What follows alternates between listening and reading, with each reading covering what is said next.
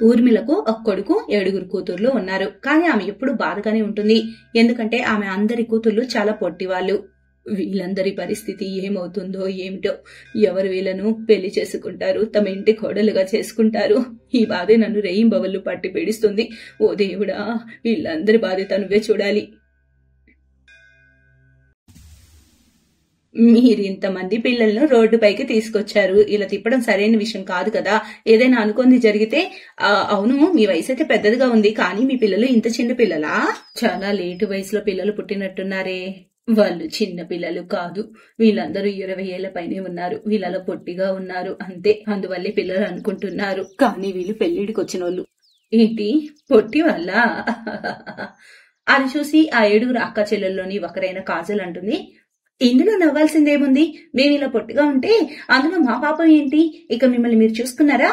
2 పొట్టలు డ్రమ్ములు వచ్చినట్టు వచ్చాయి. 3 అడుగుల పొడుగు లేదు కానీ 4 అయితే 100 అడుగుల పొడుగుంది ఈమెకి. అలా కొద్ది రోజులు గడుస్తాయి. ఒకరోజు అబ్బాయి తరపు వాళ్ళు అక్కడికి వస్తారు. ఇక ఎదురు చూపులు చాలించండి వదిన, పిలవండి మా కాబోయే కోడళ్ళని. మిగతా ఇల్లంతా బాగుంది, ఇక కోడళ్ళని చూడటమే ఆలస్యం. ఇప్పుడే పిలుస్తాను. నా 7 పిల్లలు బంగారాలు, బాగా చదువుకున్నారు. ఉద్యోగం విషయంలో కూడా బెంగలేదు. వాళ్ళని చూస్తూనే అబ్బాయి తరపు వాళ్ళు కళ్ళు పెద్దవి చేస్తారు. ఇదే మాట పట్టింపు. వీళ్ళంతా పొట్టి వాళ్ళు. ఈ పొట్టి వాళ్ళతో నా కొడుకు పెళ్లి చేసి అందరిలో దిగజారలేను. పదండి పోదాం ఇక్కడి నుంచి. లేవండి త్వరగా. అరే అరే వెళ్ళకండి అన్నయ్య, ఆగండి, నా మాట వినండి కాస్త. ఏ జన్మలో ఏ పాపం చేశానో తెలియడం లేదు. ఈ 7 పొట్టి వాళ్ళుగా నా కడుపును పుట్టారు. అలా ఎందుకంటున్నావుమా? ఇందులో మా తప్పేంటి? మేం పొట్టి వాళ్ళమైనంత మాత్రాన? నోర్ముయ్ నువ్వు. నాకు ఇసుకొచ్చింది. అబ్బాయిల తరపు వాళ్ళని చూసి చూసి రకరకాల వంటలు తెప్పిస్తున్నాను అబ్బాయి వాళ్ళు ఒప్పుకోవాలని. కానీ మీ మరుగుజ్జుతనాన్ని చూసి అందరు కాదంటున్నారు. ఇప్పటికీ 26 సంబంధాలు కాదని వెళ్ళిపోయాయి. అయినా నేను మీ అందరికి హీల్స్ ఇప్పించాను కదా, అవి మీరెందుకు వేసుకోలేదు? మా ఆ హీల్ వేసుకుని మీరు సరిగ్గా నడవలేకపోతున్నాం. పడి కాళ్ళు చీరుకుపోతున్నాయి, అందుకే హీల్స్ వేసుకోలేదు. ఒరే చావరు కదా, చేతులు కాళ్ళు విరగవు కదా.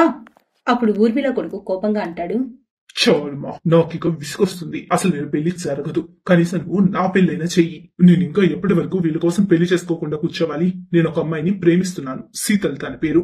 ఆమెతోని చెయ్యండి. ఇప్పుడు ఊర్మిళ తన కొడుకు పెళ్లి అతను కోరుకున్న శీతల్తో ఫిక్స్ చేసింది. అందరు జాగ్రత్తగా వినండి. ఇప్పుడు నా కొడుకు పెళ్లిలో అలంకరణ బాధ్యత అంతా మీదే. వెళ్ళండి, వెళ్ళి అందరూ పనులు నిమగ్నం అవ్వండి.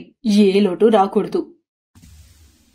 నేను వదినతో చాలా కబుర్లు చెబుతాను, అలాగే పనుల సాయం కూడా చేస్తాను. ఆమెతో చాలా మంచిగా ఉంటాను. కానీ నాకు ఆమె అంత త్వరగా మనతో కలుస్తుందా అనిపిస్తుంది. మన సొంత అమ్మ అన్ని మనల్ని పొట్టి వాళ్ళు అంటుంటే ఇంకెవరిపైన ఆశలలో పెట్టుకుంటాం చెప్పు. అలా కొద్ది రోజులు గడుస్తాయి. శీతల్ అమిత్ల వివాహం జరుగుతుంది. శీతల్ అత్తారింటికి వస్తుంది. అక్కడ ఊర్మిళ తన 7 పొట్టి కూతుళ్లను ఒక గదిలో బంధించింది. అమ్మ అందరినీ ఇక్కడ ఎందుకు బంధించింది? మనల్ని చూస్తేనే ఆమె తడుచుకుంటుంది అన్నట్టు.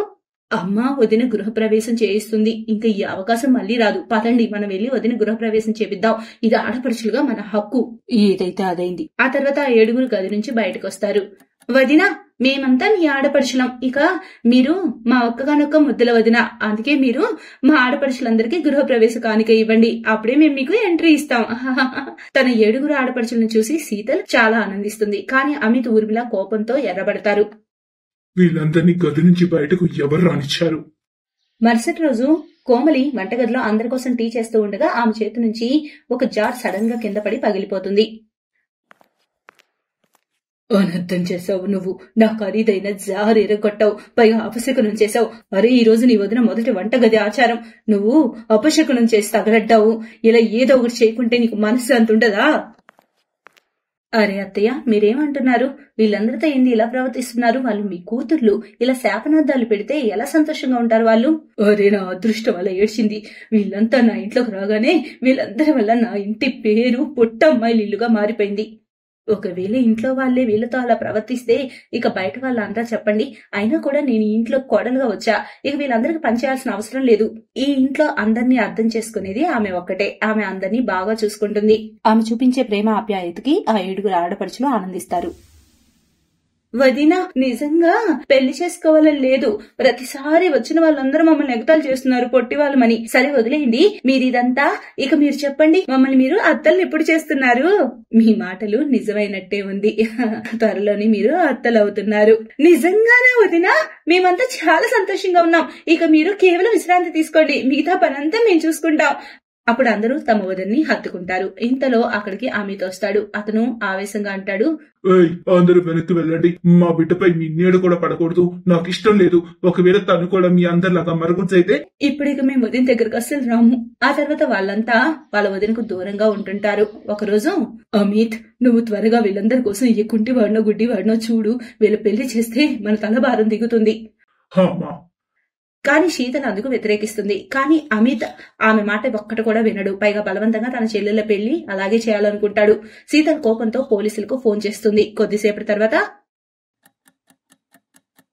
అరెస్ట్ చేయండి వీళ్ళిద్దరిని. లేదు, మమ్మల్ని వదలండి. మమ్మల్ని వదిలేయండి, మా వల్ల పొరపాటు జరిగింది. ఇన్స్పెక్టర్ గారు, వారిని వదిలేయండి. ఎంత కోపం ఉన్న వాళ్ళు మా అమ్మ అన్నలు. వాళ్ళు చెప్పాక పోలీసులు అక్కడి నుంచి వెళ్లిపోతారు. చూసారా మీరు, వీళ్ళు పొట్టి వాళ్లే కానీ వాళ్ళ మనసు ఎంత పెద్దదో. ఇక మీరు ఇంత పొడుగు వాళ్లే కానీ మీ మనసు ఎంత చిన్నదో. వీళ్ళపై ఎంత ద్వేషం చూపిస్తున్నారు. అయినా వీళ్ళు మీకు ప్రేమనే పంచారు, మీపై జాలి పడ్డారు, మిమ్మల్ని వదిలేశారు. ఇప్పుడు ఆ అమ్మ కొడుకులకు వాళ్ళ తప్పు అర్థమవుతుంది. వాళ్ళందరినీ వారు క్షమాపణ కోరుతారు. ఆ తర్వాత వాళ్ళు ఆ 7 పట్ల ఎప్పుడూ చెడుగా ప్రవర్తించలేదు.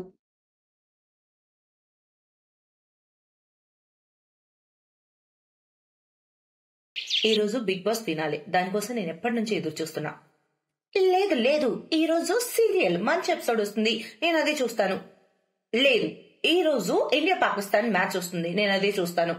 లేదు, ఈ రోజు నా ఫేవరెట్ మూవీ వస్తుంది, నేనైతే అదే చూస్తాను. ఆ నలుగురు టీవీ చూసే విషయమై గొడవ పడుతూ ఉంటారు. వాళ్ళ మధ్య గొడవ విని వాళ్ళంతా సరళ అక్కడికి వస్తుంది. అరే ఆపండికా, అసలు సిగ్గనేది పెట్టలేదా దేవుడు మీ నలుగురికి? ఎప్పుడు టీవీ కోసం కొట్టుకుంటానే ఉంటారు. ఇప్పుడు మీ నలుగురు ఏ టీవీ చూడటం లేదు. సత్సంగం ప్రోగ్రాం రానుంది, నేను అదే చూస్తాను. ఇప్పుడు టీవీ రిమోట్ ఇచ్చి మీరందరూ వెళ్ళి పని చేయండి, వెళ్ళండి. వాళ్ళ దగ్గర నుంచి రిమోట్ తీసుకొని సత్సంగం ప్రోగ్రాం చూస్తూ కూర్చుంటుంది సరళ. కాసేపటి తర్వాత,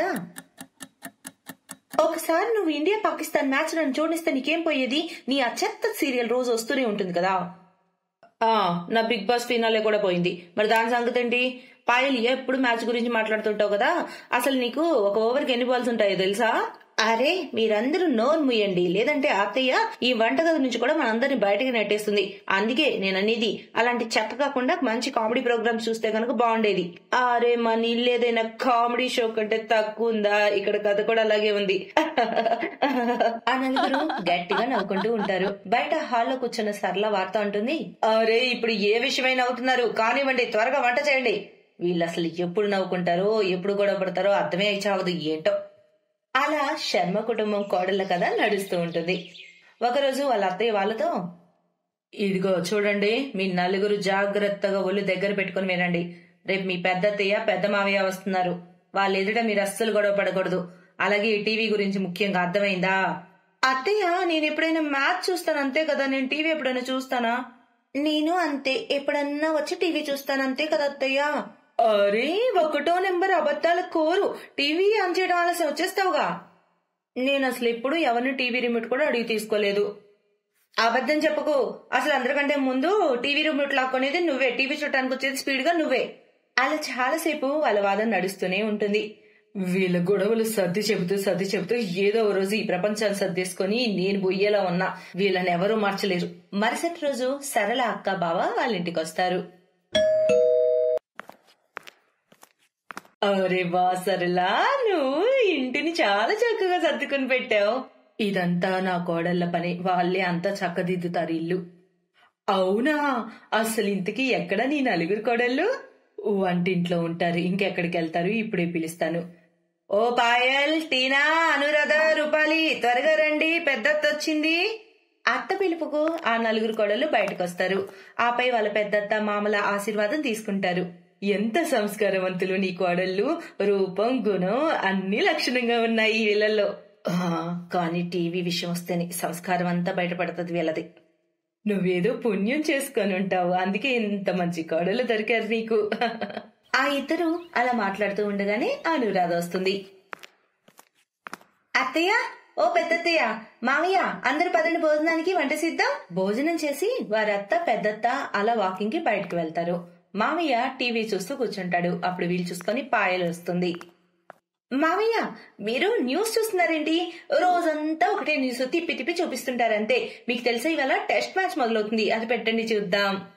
మనోహర్ ఛానల్ మారుస్తాడు. అప్పుడే టీనా అక్కడికి వస్తుంది. అరే, ఈ పనికి మాల మ్యాచ్ చూస్తున్నారా మీరు? మా టీవీలో మంచి సీరియల్ వస్తుంది, అది పెట్టండి. నా ఫేవరెట్ సీరియల్ వస్తుంది ఇప్పుడు, అది పెట్టండి. ఇప్పుడు ఆ మ్యాచ్ తీసేయండి. ఎందుకు? మనోహర్ మళ్ళీ ఇంకోసారి ఛానల్ మారుస్తాడు. కానీ పాయల్ ముఖం మార్చుకుంటుంది. అప్పుడే రూపాలి కూడా వస్తుంది. అరే, ఇంకా ఈ పనికిమాల సీరియలేనా మావయ్య? రియాలిటీ షో పెట్టండి. మనోహర్ మరోసారి ఛానల్ మారుస్తాడు. అప్పుడే అనురాధ వస్తుంది. మామయ్య, డార్లింగ్ ప్రభాస్ సినిమా వస్తుంది, అది పెట్టండి ప్లీజ్. మనోహర్ మరలా ఛానల్ మారుస్తాడు. మామయ్య, అదంతా వదిలేసి నా సీరియల్ పెట్టండి. లేదు మ్యాచ్, లేదు రియాలిటీ షో, లేదు వెళ్ళేం. అలా ఆ నలుగురి మధ్య మళ్లీ గొడవ మొదలవుతుంది. మనోహర్ వాళ్ళని ఆపడానికి చాలా ప్రయత్నిస్తాడు. కానీ అతని మాటలు ఎవరూ వినరు. ఆ కోడళ్ల గొంతు బయట వరకు వినిపిస్తుంటుంది. ఆ గోల సరళ చెవిన పడుతుంది. ఊరి దేవుడా, వీళ్ళు మళ్ళీ మొదలు పెట్టేశారా? ఏం జరుగుతుంది అసలు? సరళ వాళ్ళక్క పరుగు పరుగున లోపలికొస్తారు. రామ రామ, ఏంటే ఇదంతా? ఇదే ఈ నలుగురి బలహీనత. ఈ టీవీ లేదంటే ఈ నలుగురు చాలా మంచి వాళ్ళే, కానీ టీవీ విషయం వచ్చేసప్పటికి నేను చూడాలంటూ ఇలా కొట్టుకుంటూ ఉంటారు ఎప్పుడు. ఓ, అయితే ఈ నలుగురికి 4 వేరు వేరు టీవీలు కొనివ్వు. నేను నా కొడుకు చెప్పి 4 టీవీలు ఏర్పాటు చేస్తాను, సరేనా?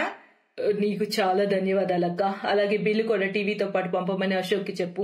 పిల్లలకి చెప్పి అకౌంట్ లో వేపిస్తాను. మరుసటి రోజు పెద్దత్త మావయ్య వాళ్ళ ఇంటికి వెళ్లిపోతారు. ఇక ఇక్కడ నలుగురి కోడళ్ల గదుల్లో వేరు వేరు టీవీలు వచ్చేస్తాయి. కానీ వాళ్ళకి అలా టీవీ చూడటంలో ఆనందమే ఉండదు. మరుసటి రోజు సరళ తన గదిలో ఉండగా ఆమెకు హాల్ నుంచి అరుస్తున్న శబ్దాలు వినిపిస్తాయి. దానితో ఆమె త్వరగా హాల్లోకి వస్తుంది. అరే, ఇప్పుడు ఎందుకు గొడవ పడుతున్నారు మీరందరూ? మీకు వేరు వేరు టీవీలు ఉన్నాయిగా. అత్తయ్య, కానీ మాకు నచ్చింది 20 నిమిషాల కన్నా ఎక్కువసేపు చూసే అలవాటు లేదు. మాకు గొడవ పడకుండా అస్సలు చూడలేకపోతున్నాం, ఆ మజా రావట్లేదు. అందుకే మేము ఈ టీవీలోనే చూస్తాము. కానీ అన్నిటికంటే ముందు నాకు నచ్చిందే పెట్టాలి.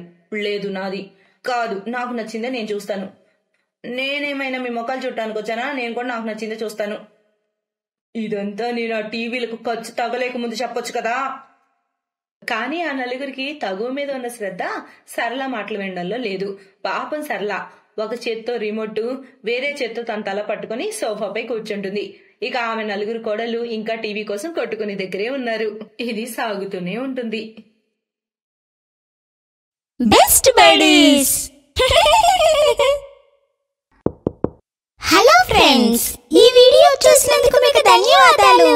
ఒకవేళ మీకు ఈ వీడియో నచ్చినట్లయితే దయచేసి లైక్ చేసి సబ్స్క్రైబ్ చేయండి మరియు ఈ వీడియోపై కామెంట్ చేయండి. ఇంకో విషయం, షేర్ చేయడం మర్చిపోకండి. ఇలాంటి మరిన్ని వీడియోలు మీరు చూడాలనుకుంటే కిందనే ఉన్న బెల్ బటన్ని నొక్కండి. చూస్తూనే ఉండండి బెస్ట్ బడీస్.